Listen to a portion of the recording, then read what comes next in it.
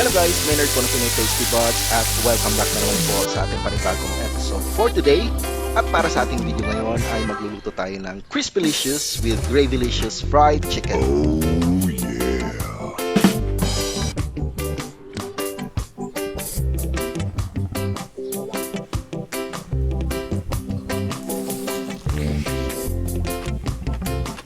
Meron tayong isang buong manok. I-slice lang ito depende sa laki na gusto mo. Hugasan at iset aside.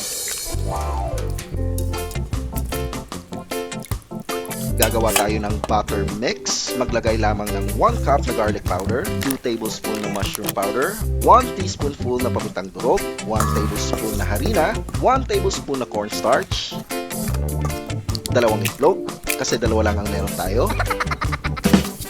Timplahan ng asin at bedsin. Unti-unting lagyan ng tubig, around 1 cup, at i-mix hanggang sa maging malapot. Ilagay na ang nahiwang chicken meat, ikot ng maigi, at iset aside. Para naman sa ating dry ingredients, durugin natin ang 200 grams na breadcrumbs,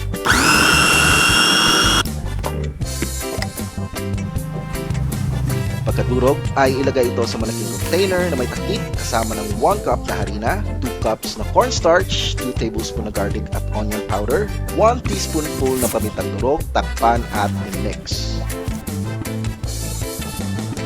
Ilagay na ang chicken meat,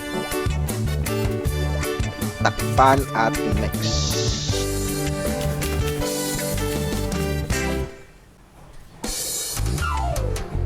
Painit lang ng 1 kilong mantika.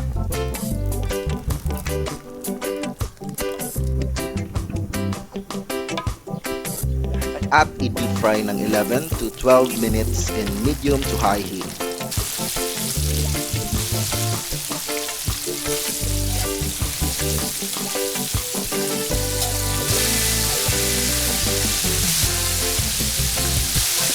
After 12 minutes, ayan na at ito na ang ating fried chicken. Ngayon naman, gagawa tayo ng gravy. Maglagay lang ng mantika sa kawali, 2 tablespoon ng mushroom powder. Lagyan ng katamtamang tubig at i-mix hanggang sa maging malapot.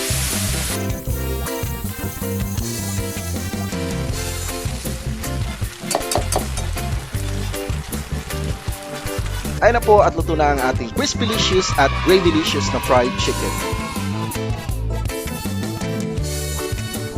Serve and enjoy!